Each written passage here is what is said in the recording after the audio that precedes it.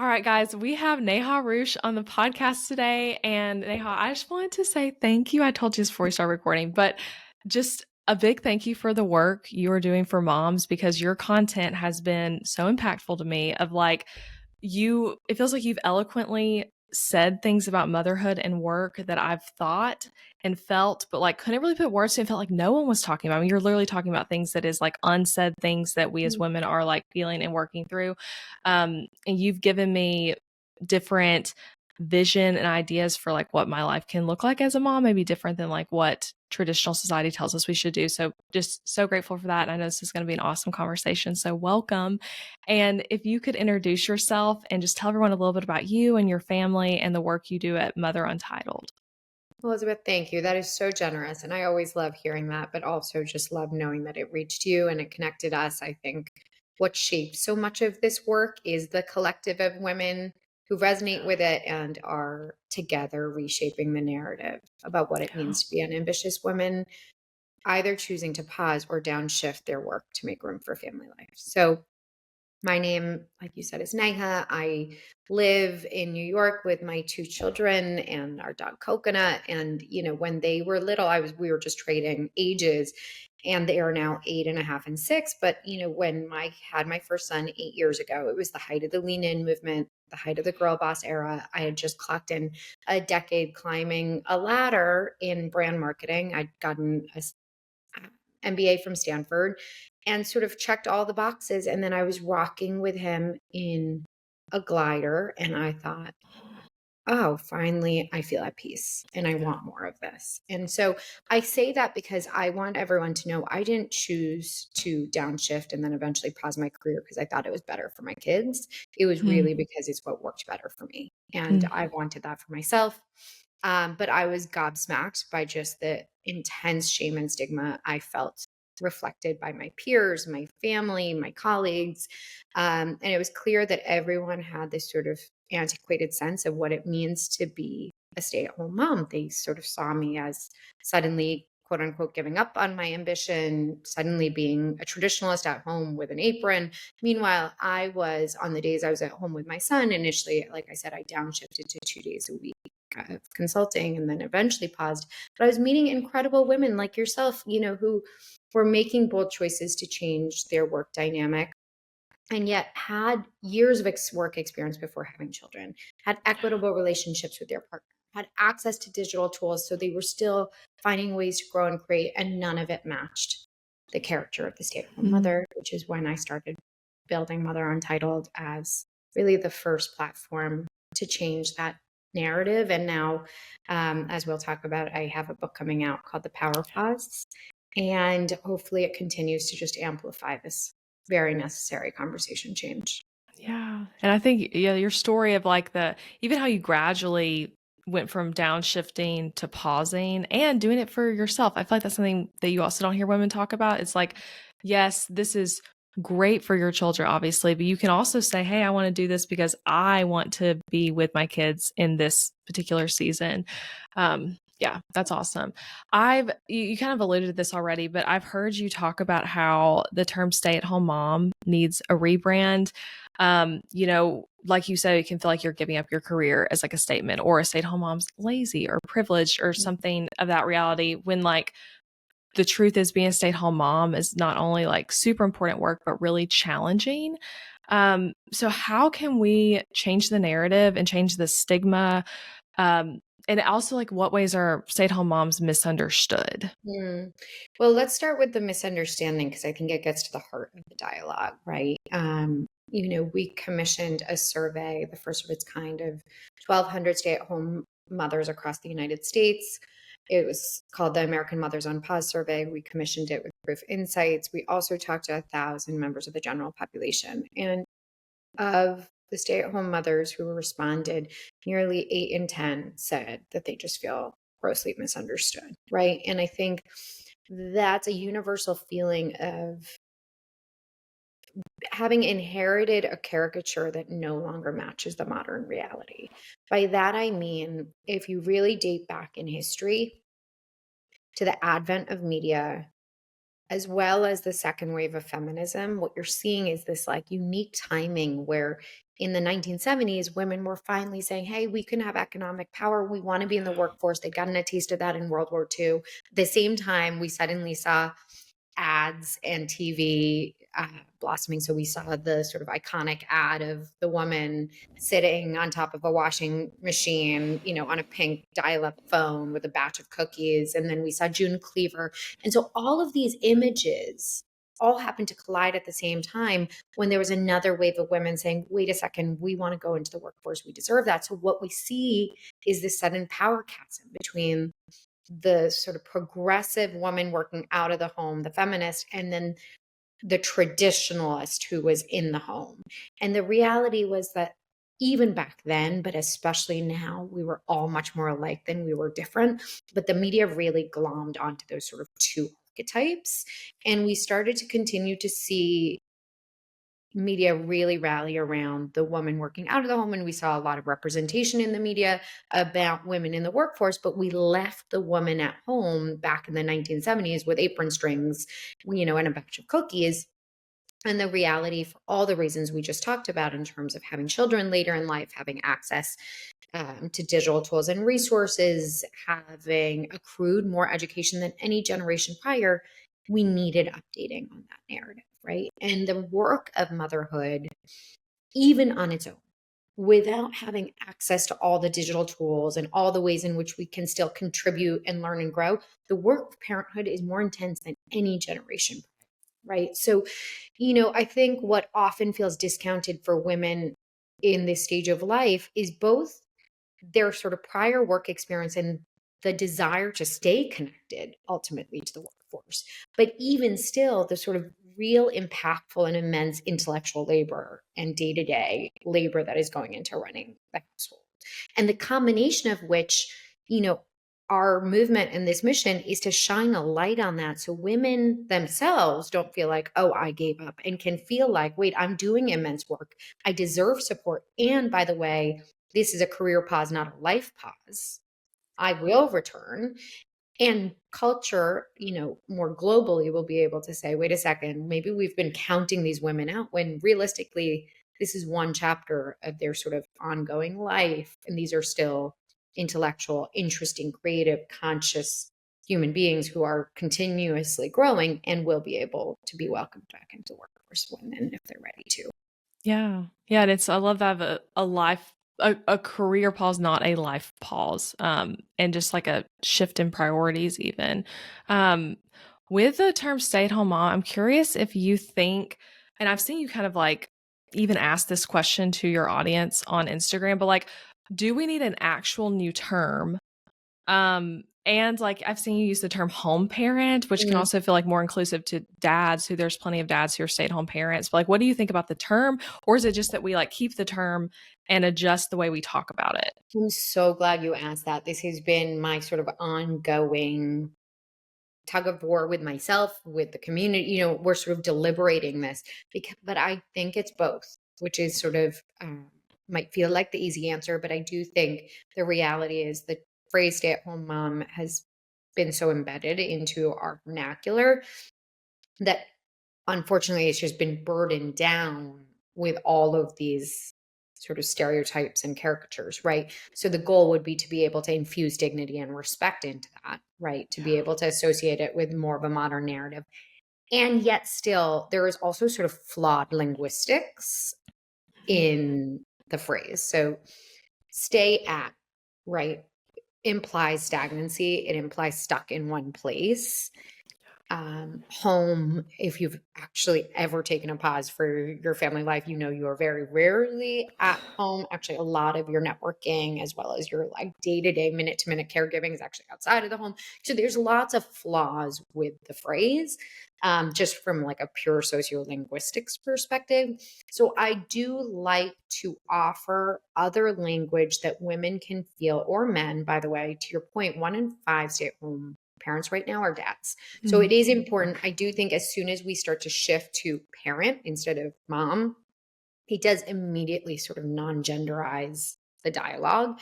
So, you know, I've talked about it as home parent, lead parent, I've also said to women, and I have scripts to do this both on the site and in the book, you can also say, I'm mostly home with my kids right now, or I'm mostly with my kids right now and I'm freelancing on the side, or I'm mostly with my kids right now. We'll see what comes next. I'm trying to get to a world where we don't need these sort of fixed and finite titles to box us in, because I do think the concept, the black and white notions of stay at home and working really don't exist the way that they did previously. Yeah. There's much more of this vast gray area. And I think if we, in our dialogue and in our conversations, can step away from these fixed boxes, we allow ourselves to more fluidly Yeah. navigate between our options. Mm. Yes. Yeah. With the gray area, so you found in the American Mothers on Pause survey that more than 50% of working moms said they're extremely or very likely to reduce their hours or downshift, to use that term, in the next 2 years from their job. And then 1 in 3 women plan to completely pause their career in the next 2 years. So it is like, yeah, like we as women, this is like a thing that we're Mm. all, so many women are experiencing, of wanting that shift.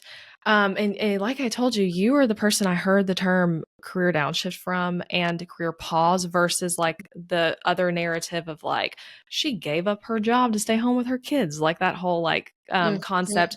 But can you just define for listeners what, I feel like it feels obvious, but I think it's still good to put terms to it, but like what a career pause is and what a career downshift is, and also like how we can really know, um like thinking about if that's the right next thing for us. So the reason I like both of those sort of elements of language to describe the stage, and I use career pause in lieu of career break. There's something about break that feels Yeah. just a little bit more like cut off from your path, and pause feels a little bit more open. It's not a period, it's pause, right?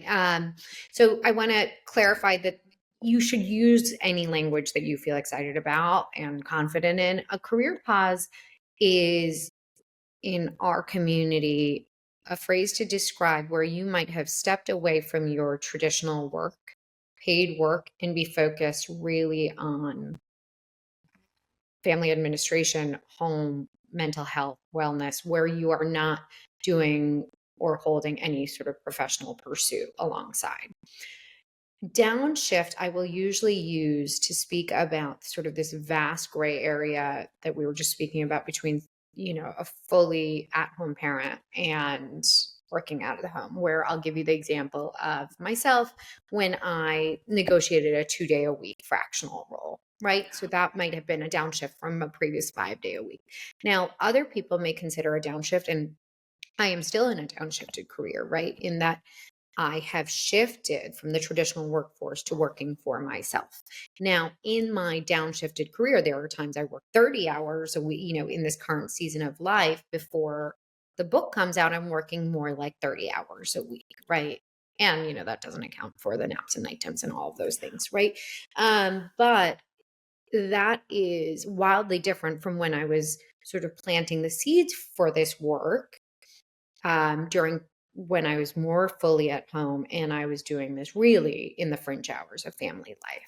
And so a career pause may feel more akin to completely sort of focused on family life and using any time in the margins for yourself and your wellness and your partnerships and your community, versus a downshifted career where you may have some connection to paid and professional pursuit. However, even in that range, right, it's a vast gray area, because and this is where there's so many ways to make room for family life as well as make room for yourself. Even within a career pause, and I talk about this a lot, there are women who may have, a 5-hour a week writing rule.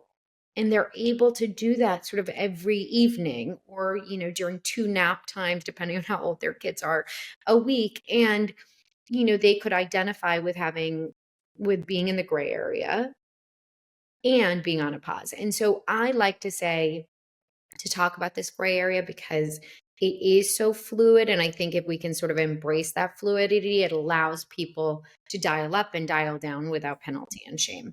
But at a technical basis, I think downshifted and in the in the survey, it's working 20 hours a week, um, or less, and then, or more, and then a pause is sort of more Yeah. formally a pause. Okay, yeah, I love that, and I think the gray area concept, I know I can relate to that, and so many listeners are like, "Yeah, like, I'm in that rhythm of, like, sometimes it's more, sometimes it's less." I'm also Mhm. considering, like, how can I make it less and still keep, for business owners listening, like, the business going and all of that. I wanna ask you about this because this is, again, some of your content that's been, like, so moving for me, but when talking about a career pause specifically or a downshift, but just generally taking that time away from our work to focus on family life. Um, I've seen you say, and this is a quote from you, that a pause is an opportunity to lean into developing your true sense of identity and success outside of your work title and salary. Mm. And our world for women and for business women, especially like business owners, I feel like everything is like six figure this, seven figure that. You are your job title, you are how successful your business is. And that can be a real challenge to like take separate your identity from that. So my question for you, I guess, is how can we use a career pause to develop that sense of identity outside of a job title and success in work? Mm. Identity is this sort of universal full first stumbling block when women make a shift. And that shift, like I said, could be a pause, or it could be stepping away from sort of the traditional workforce to freelance or consult. And for so long, especially, in our 20s, 30s, we attach so much of our self-worth and our time and our identity to our workforce. So, say I'm going to use just a very easy example of Google, right? People who work within Google call themselves Googlers, right? Like, truly, like, have adopted this collective that they are part of as a signifier of who they are. I'll use my own example. I used to say, when someone said, "What do you do?" I would say, "Oh, I run brand at a startup." In those few short words, I was able to say I run, which means I'm in a leadership position, brand, which means I'm somewhat interesting and creative at a startup. So I'm like kind of techy and like risk taking, right? Like I've conveyed so much of myself in those few short words. And then you part with that. And I remember, and it's the opening part of the identity chapter of the book, when I sort of word vomit out my first response to what do you do in the Mm. absence of having a pithy title, right? And it is a real soul searching exercise to have to figure out, well, what am I focused on right now? And then what about where I am right now lights me up? What am I actually interested in now that I'm parting with the ego of my work, right? Like I figured out in parting with tech startups that, oh, wait, the part of my jobs before that I really love is women, understanding women, writing words to appeal to women, figuring out. Mm. I would have never known that besides having sort of carved out systematic time day over day and saying, okay, I'm not actually going to clean the house or do the laundry. I can do that with my husband when he gets home. I'm actually going to read blogs. I'm going to, tinker around with like little projects here, on Pinterest and figure out like what content am I drawn to right now? And a lot of that is self audit work and really just sort of making, number one, staying open to it and knowing that this is an iterative exercise, right? It's okay to say, oh, I'm like sad to have left Google. Like that was such an exciting industry or that tech startup. But that, number one, know that that experience didn't disappear, right? Like that is still foundational. And those skills don't evaporate. I am still a great brand marketer. That part of my identity has not gone away. What I'm going to go step into in this next chapter is just additive to that. So I think that that should give some consolation that like your identity has not evaporated. If you're a 10-year, journalist, that has not gone anywhere. And then giving yourself room day over day to observe yourself. And maybe it's week over week if you're in the throes of parenthood. But really, whether it's journaling, whether it's vision boarding, whether it's reading and it's self development, books but having sort of a constant practice of exploring interests, and whether that's, like I said, through the digital formats or through physical formats. I think being able to observe yourself and the interests that you may have. And also, all of those non-traditional experiences, right? Advising your partner on their business, or advising, counseling a friend on something they're going through, volunteering. You're able to, when you step outside of the confines of your traditional job, you're able to open yourself up to new experiences. And it's not to say that you're going to be able to do that week one and sort of making that change, but over the year, over 2 years, you'll have started to accrue different data points that start to give you clues as to things that you're excited about. And it's important to be able to document that for a few reasons. One, from a practical perspective, when you go back to revisit your resume and you want to add some bullets, some of the best bullets, even when you're in a full pause to focus on family life, are the sort of non-traditional ones, like managed a relocation, facilitated benefit, on behalf of school. All of those things, if you can keep track of those accomplishments, they start to tell a story when you look backwards. And so I think giving yourself sort of increments of time to come back and see where you are, and going through a sort of weekly, if not daily, exercise of observing your interests and yourself, really. It's just almost like a self-study. Yeah, I think like we're talking about for like ambitious women who are taking a pause, having that bit of like a goal really of like, hey, I'm going to focus on discovering myself, being creative, observing, journaling, and things like that can feel really empowering in the chaos sometimes of like being around with small children. What are some other things or ways maybe that women who are on a career pause can set goals and rhythms to help them really enjoy the pause, and find some of this creativity within themselves too? So you're getting to sort of that second section of the book, which I love, which is really, how do you give yourself permission to actually embrace this chapter, right? If you've sort of, hopefully, if you've done the sort of upfront work and the identity work and the financial preparation, and you're realizing, okay, this is one chapter, then it becomes about, well, this chapter is still my chapter. I think too often when we're raising kids and we've shifted our careers to make room for that, we think, okay, well, the success metric, and this comes up in our American Mothers on Pause survey, is a healthy kid, happy kid. Mm. And of course we want that, but we also set ourselves up to fail if we think a well-behaved child is a metric of our success as both a parent and as a human being. And Mm. so, one of the risks in stepping into this stage of life, especially as an ambitious parent, is you set all these goals about who you want your kids to be, and like creative eaters and like adventurous campers, and then you realize, like, my kid hates bugs and like only eats white foods, Yeah. and like you can't feel like, oh my gosh, I've just wasted the last 5 years. um and so setting your own goals, and I go through this in great specificity in the book, but at a high level, personal goals and sort of family values and North Stars, like things to sort of feel like you're moving forward. Goals in reality don't necessarily always need to be accomplished, but they give you periods to come back and reevaluate. Okay, have I made forward moving progress? Am I learning in ways that I'm excited about? And I think at a time when you can often feel like, oh, I've given so much of myself to everyone else, it conserves some of that energy for yourself, and it holds you accountable to yourself.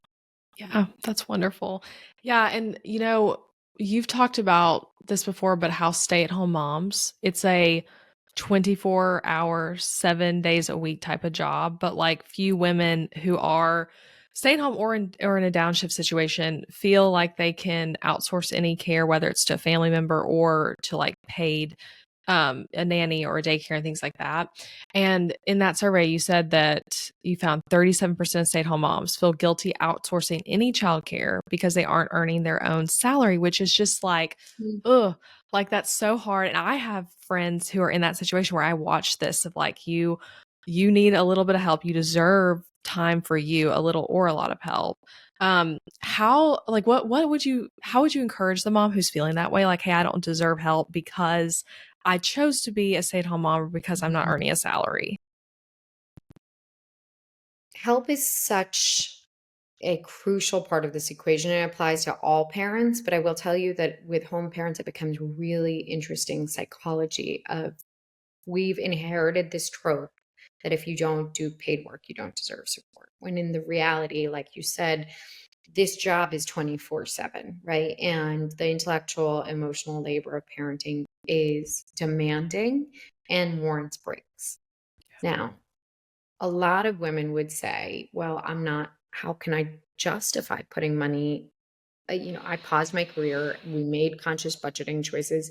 I would say before you decide on a pause, have the conversation around financial preparation that you are clear with your partner that even if you're the one pausing your paid work, you are still contributing, right? Because it is so important to have that mindset. It will serve you over and over again, specifically to this health conversation, that you and your partner are an interdependent organization. The partner working out of the home for pay is equally dependent on you for providing care and family administration and really taking on intellectual and emotional labor. So if you guys are on the same page about that, then the next part of that is when you are budgeting and you're having your annual money meetings or your monthly money meetings and you're allocating budgets, you're doing that together, so that way you don't feel like, oh, you're getting shortchanged on your discretionary income against personal care or dining out because you're the one who chose to pause. The reality is jointly made that decision. The household income is shared. You're allocating it together. And one of those allocations, when it comes time, is around, okay, how do we as a household benefit from having two healthy and whole parents, right? In the case of a two-parent household. And that is the reason why families deserve however much support that they need to be that healthy and version of themselves. And then it's about allocating the amount available as a joint household. It is not coming out of your pay, or in this case, the lack of pay. It's coming out of both of your, joint finances. And you're investing in it not just to benefit the mother, but to benefit the father, to benefit the kids, because it does serve everyone to see a healthy and well parent. We can't raise mentally and physically well children if we are not mentally and physically well ourselves, right? And so, I think the other part of this is also knowing that it doesn't have to be a black and white full-time nanny or nothing at all. There are so many options in between. I think we need more options. We have, if you go to the childcare section of our site, there's a myriad of community inputs on everything from babysitter shares to play date swaps, where one mother takes kids for a couple hours and another, there are create gym drop-offs. There are ways in which to do it, and paid childcare, if available, is also obviously a really, really wonderful option that is worthwhile for everyone. Yeah. I love that you pointed out how the conversation and like the decision really starts within the partner conversation, because it is like, yeah, you staying home, so to speak, and being the main parent is what's allowing the other parent to be working outside the home, and that doesn't make what you're doing any less valid because you're not earning income. Yeah. And I think it is like so many women do need to have that conversation first, because that's kind of almost where the issue is, the rub with like maybe the Mhm. husband doesn't see it that way, and then you're not seeing it that way because of that, which is really just tough when I see that. But Yeah. Yeah. And I think it's so important to go in with that financial clarity and that dignity, because the ripple effect is pretty significant. And I would say to everyone that if there is any risk where the couple is really not on the same page, it's so important, if available to you, to get support in that dialogue, yeah. because it may not be the best, safest time to make that choice to pause or part with income. What are some other options to be able to stay somewhat connected to income opportunities in the case of a relationship where it doesn't feel completely secure to step away from paid work? Yeah. Yeah. Um, I curious your thoughts on how women who are stepping away from work, how we can leverage time away from the traditional workforce to like network and explore and ultimately return feeling like it wasn't like you took this break that now you're coming back, you're like, everything is different. I don't know what I'm doing anymore, but how do you come back stronger after that pause? Hmm. The networking piece is so fascinating to me because so many people adopt the myth that their networks are going to die in motherhood, Yeah. when what we know is that actually our connections deepen, and in some ways it's easier to, you have more of a broad swath of people to see and connect with, because you have these repeat encounters from the drop off and pickup lines to the playgrounds and the PTA meetings. And a lot of the stage of life necessitates putting yourself out there in that way, in a consistent way, building a rhythm that allows you to encounter people, even if they aren't going to be your best friends for eternity. You know, being able to go to the same baby class or go to the same PTA meeting because you know you're going to have those repeat interactions, which is the recipe for making friends and building your network. So, that in-person networking is so right, because the reality is when you're in that drop-off line or that pickup line, the woman in front of you might be a CEO, she might be a, small business owner. There are so many interesting people around you that you can still be learning from. So that's part one. Part two, I would say your digital networks and your online networks allow you a low touch way to stay connected. So by that I mean LinkedIn. Too many women will sort of shirk away from that platform once they've paused, because they don't know what to say when everyone else is sort of, climbing the ranks and posting about their promotions. And the reality is that no one is watching you as closely as you're watching yourself.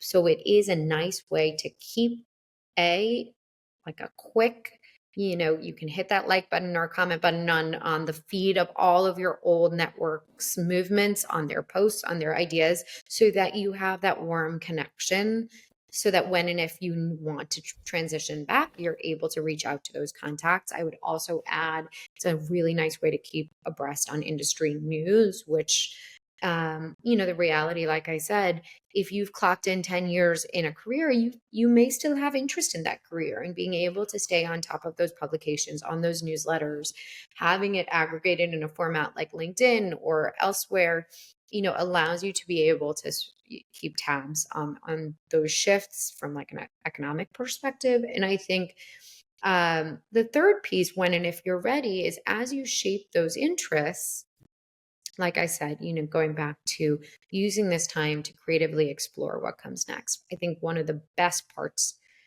gifts of stepping away from your paid work is parting with a lot of the ego that comes with, oh, this was exactly where I worked, and this was exactly what I did, and this was my job description.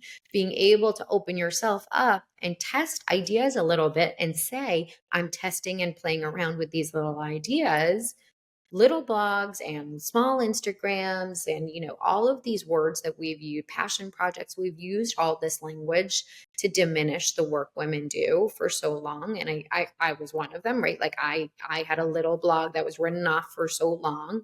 And I think, the good news was that I'd already gotten over my ego, because I'd had to face everyone, thinking that I was like a indentured servant to my husband as a stay-at-home mom. So by that point, I was like, fine, call it a little blog. And the reality is that as long as you can plant those seeds and explore those different interests with the tools available to you, it doesn't matter yet if it isn't making money. It You are learning and you're exploring and you're testing and you're iterating.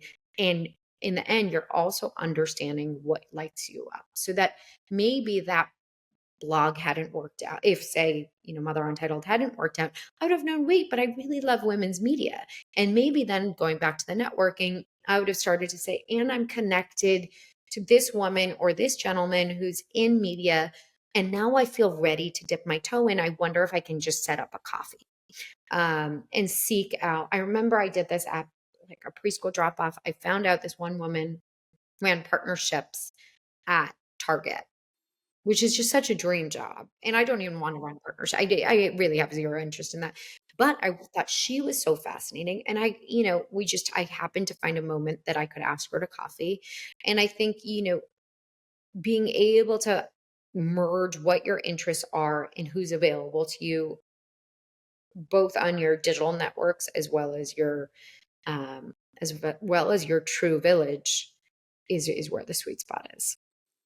And that's cool, like, just a reminder, yeah, that, like, you can still maintain those interests while also deciding that your priority right now is being home with the family, not doing the career thing, but you still have the like, it can be both at the same time.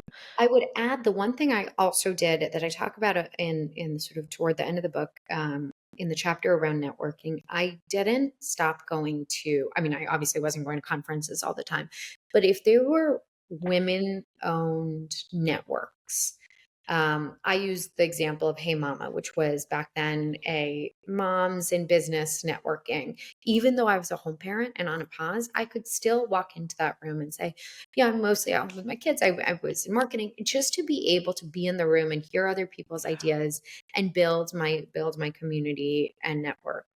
I Yeah. think that this sort of vast gray area allows us to still participate in those forums. And even though mine was, an in-person forum, I think you're seeing actually what you're building, Elizabeth.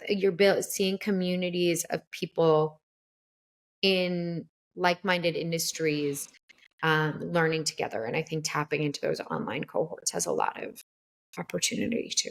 Yeah, and that yeah, I agree that that's it yeah, takes you out of some of the elements of being a home parent that can feel like you're just completely separate from the career aspect you were so used to by being involved in that way. Mhm. Yeah. Um, I have a few more questions to kind of close Please. us out, but like one I feel like I keep quoting you from Instagram, so sorry about that. But I'm No, like, this is like that's the what stuff I they're want to there ask you for. about. Yeah, but you've said you can have it all as long as you're the one defining your all.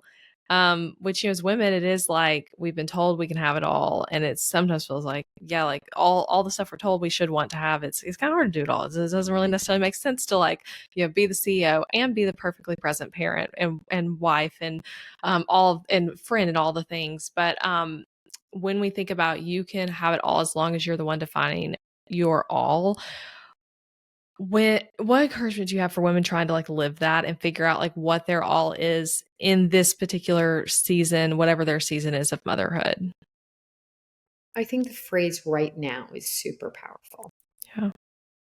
By that, I mean, if you are choosing right now, or maybe it's not a choice, but it's out of necessity, if you are focusing on family life, or by the way, if you're focusing on dialing up your career, um, you embrace that is the gift of this stage of life. And maybe that's a year, maybe that's 6 months. I think giving yourself an increment of time to know that you're going to come back and you're going to recalibrate, but being able to embrace this is what's for now. Also, to own and know clearly for yourself, this is what's not for right now. And I think that ownership piece is really important, because when you're scanning LinkedIn, and I'll give you the example, I remember going on there and I was really fully in it with my kids, and seeing that the woman I'd hired as an assistant was now like the chief creative officer of like a big agency. And I was like, what? Where did time go? Right.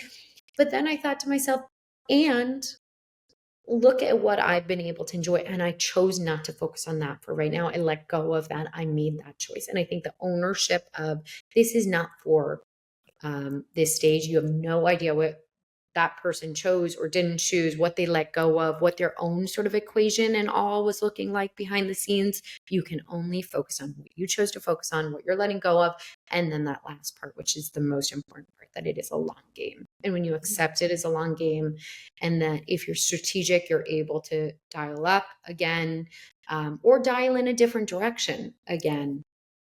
That's where the magic is. And that's where a lot of pieces. Yeah. Yeah, I love the concept of like it's a chapter. I love what you said about like defining like it's going to be 6 months of whatever decision you're making, and then you're going to like maybe put on your calendar to like Mhm. relook at the decision in 6 months or a year or however long. So you founded Mother Untitled in 2017 when you're a posture coach. We could have a whole nother conversation Mm. about starting a movement, a business, and now you have a book deal, like all the things. Like it's so cool how you did that, putting yourself out there, creating content that went against what people were saying at the time and now still, but especially in 2017. But what have you learned as you're like transitioning back more? And Mm. like you were saying, you are working more hours now. You were primarily being home with your children for a while. Now you're working more. Like, what have you learned kind of doing that transition back? The right now methodology that I just shared has been so comforting to me. I think knowing that it's a long game, because I've definitely had, I'll give last year, especially when I was writing the book and growing the platform at the same time. I was a hard year. I just had sort of fallen into this new career sprint that I wasn't sort of prepared for from an infrastructure perspective, right? Because I didn't have a lot of childcare at the time, and my kids were in school. But as we know, there are holidays and sick days, and so it didn't feel. It felt like there was a learning period. And so I would say that that applies to every transition, right? There is a learning period. There was a learning period between my husband and I on refiguring out, wait a second. And by the way, we're still doing this. I had been the parent who managed a lot of the day to day. And now, I don't want to, I can't be the default as much. So we need to, recalibrate around that.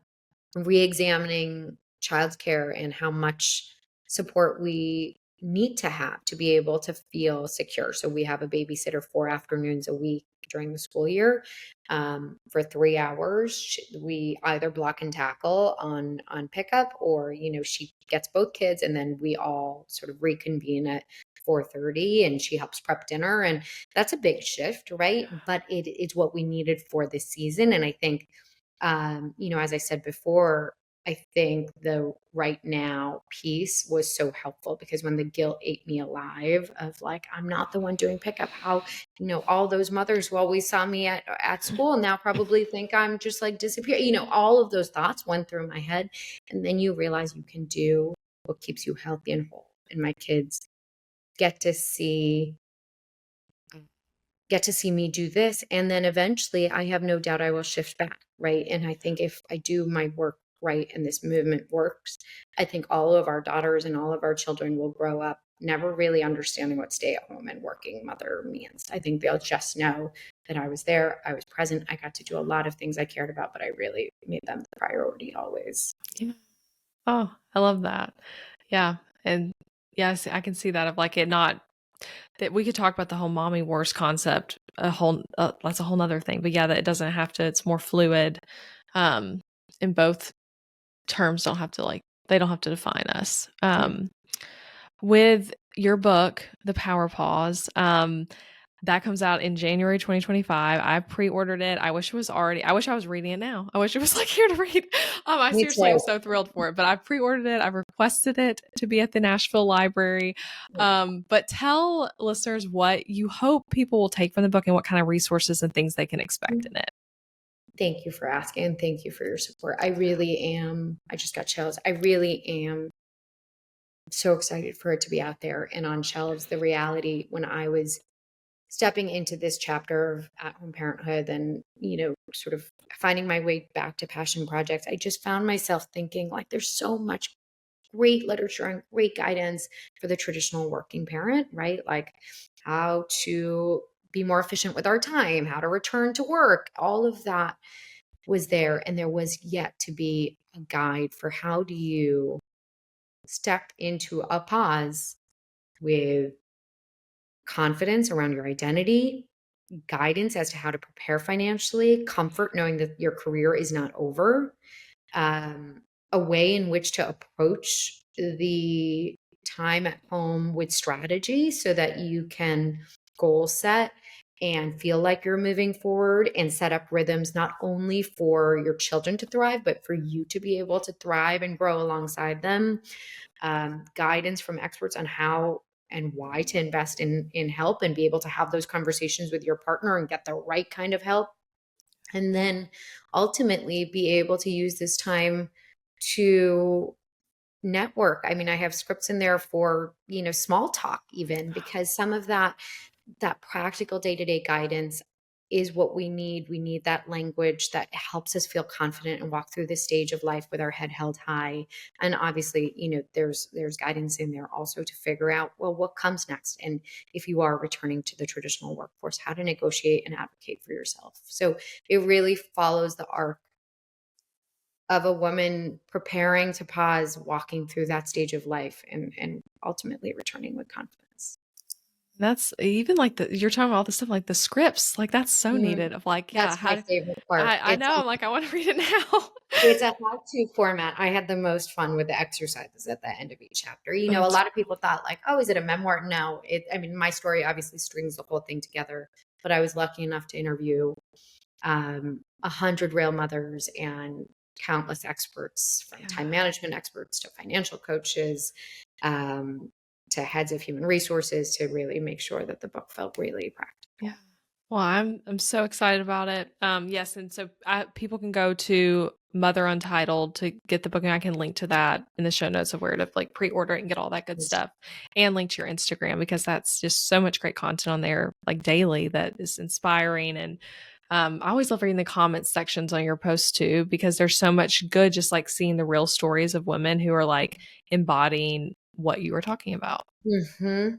That's what I said to you in the beginning. It really is the collective of us sort of Yeah. changing the conversation together and really owning those pauses and shifts. So thank you for doing that so bravely about your own seasons and journey with work and family. Yeah. Awesome. Well, this was such a great conversation, Neha. Thank you for being a guest. Thank you for having me.